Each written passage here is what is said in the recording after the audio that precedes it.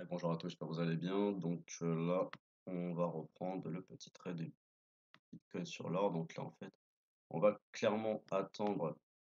Enfin, on est déjà dedans, parce qu'on est en train de 15 minutes, mais là, en fait, il faudra vraiment, ça va être notre LS, notre Chikou qui est juste là. Il faudrait qu'elle sorte, traverse le nuage à la hausse pour nous confirmer vraiment la reprise haussière, ce qui serait vraiment pas mal du tout.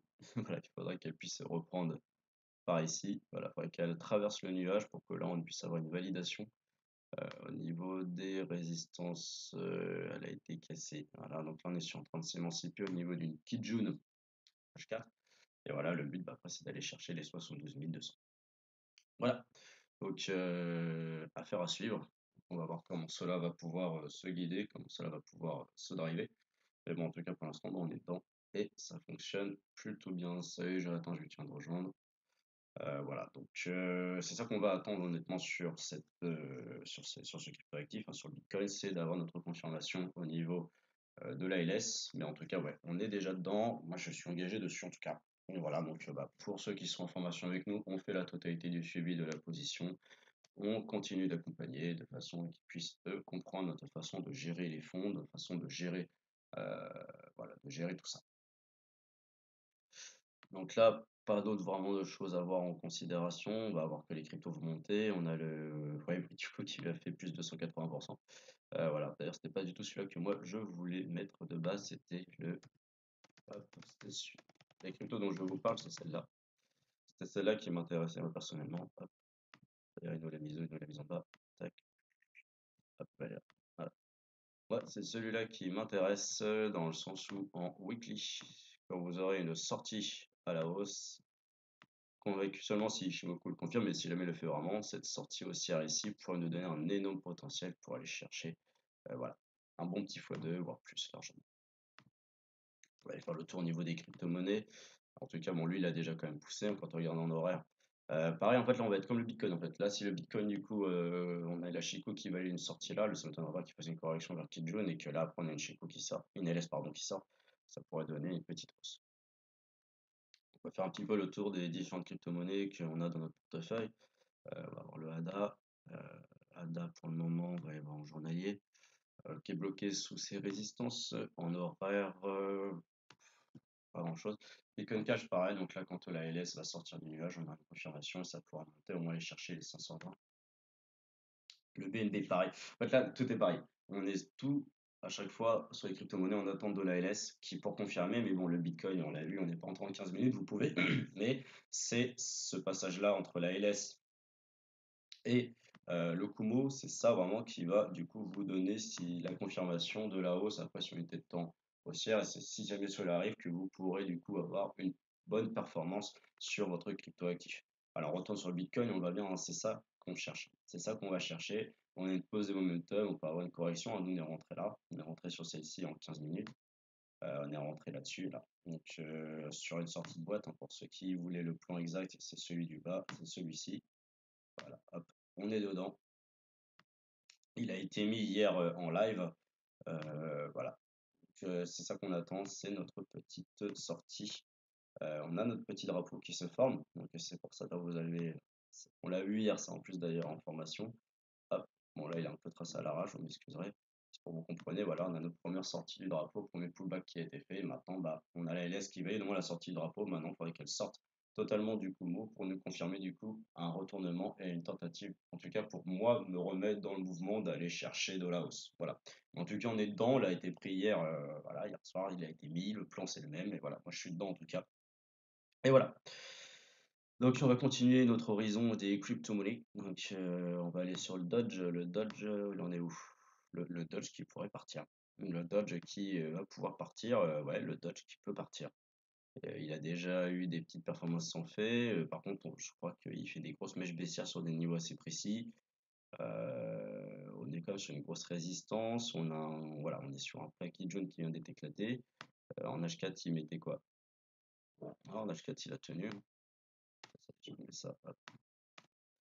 En H4, il a bien tenu. Ça, du coup, je vais pouvoir les supprimer. Alors ça, par contre, ça m'intéresse l'information qu'on a ici, parce qu'à mon avis, on doit avoir de la Kijun ou Tenkan hebdomadaire qui est quelque part.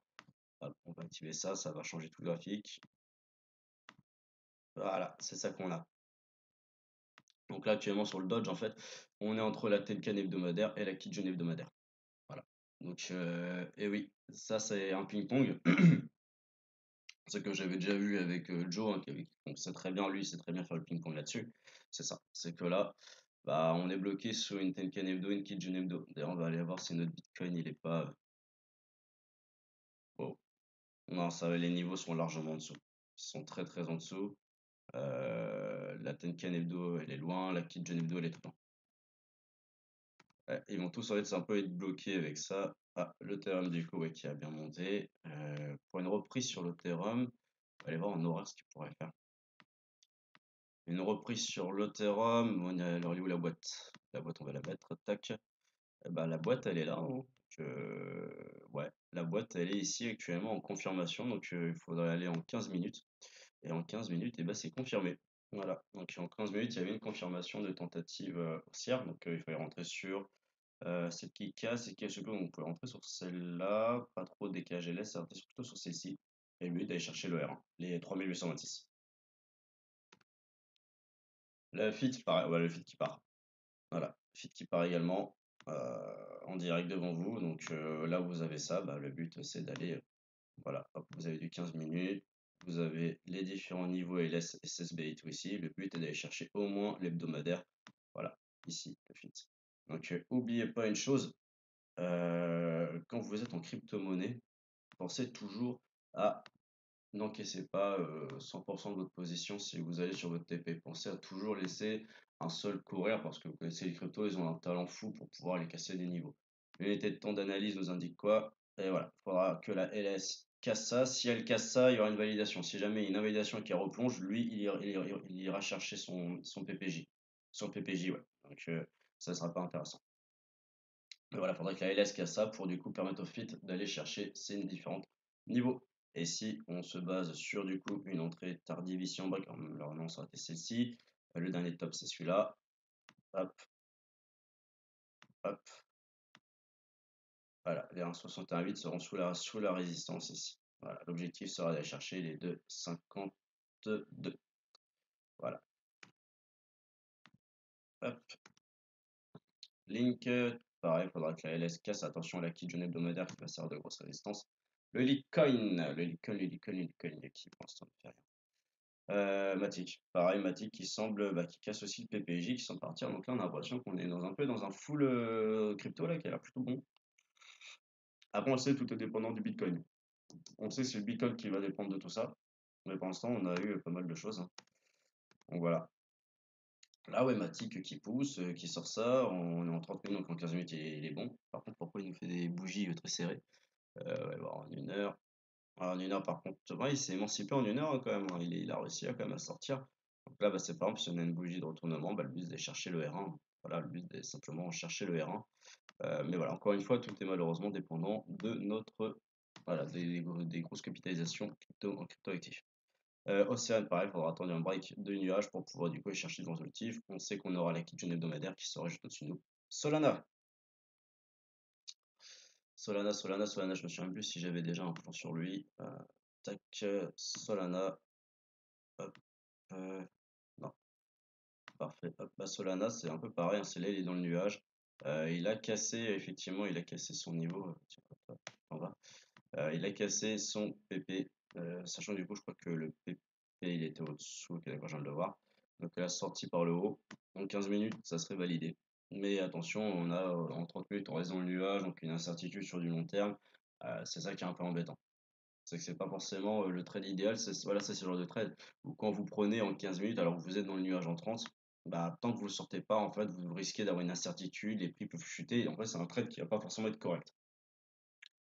Moi, je vais préférer trader les sorties de boîte, tout simplement, avec quand tous mes horizons, mon horizon d'analyse et mon horizon de trading sont cohérentes. C'est-à-dire que les deux vous disent que vous êtes en zone d'achat ou les deux vous disent en zone de vente. Là, j'ai une unité de temps de trading qui me dit d'acheter, j'ai une unité de temps d'analyse qui me dit de patienter. Donc forcément, bah, c'est pas les trades que je vais préférer prendre. Voilà, c'est pas ça que je vais préférer prendre dans le sens où, bah, en 30 minutes, logiquement, si vous regardez que là, pris dans le nuage, dans le Kumo, on n'a pas à intervenir. Voilà. Donc c'est pour ça, du coup, moi, ces trades-là, bah, par exemple, ça, je peux, moi, du coup, le prendre seul, mais je vais pas le donner à l'équipe. Voilà, je ne pas aux élèves parce que ça leur obligerait d'avoir à gérer une position qui est pas forcément cohérente. Ils comprennent pas pourquoi d'un coup ça peut chuter, bah, parce qu'en fait, en 30 minutes, bah, c'est pas vraiment validé. Voilà. Donc il n'y a pas forcément de cohérence là-dedans. Et notre wave, du coup, voilà, voilà, là, par exemple, le wave en 15, il est bon. Voilà, là, le wave, sur les deux, il était bon. Dès l'instant où il a franchi ici, il était bon à prendre. Donc voilà, 2,48, 2,44, il y avait déjà ici, même si on prenait en spot, hein, il y avait déjà 2,35% à prendre. Après, bah, les R1, R2, ils sont quand même assez loin. Mais bon, si jamais effectivement il allait chercher son niveau hebdomadaire, voilà, ça fait toujours un petit 5% de renta, c'est pas dégoûtant. Donc voilà, ça c'était pour le petit tour au niveau des crypto-monnaies. Est-ce que vous avez des questions?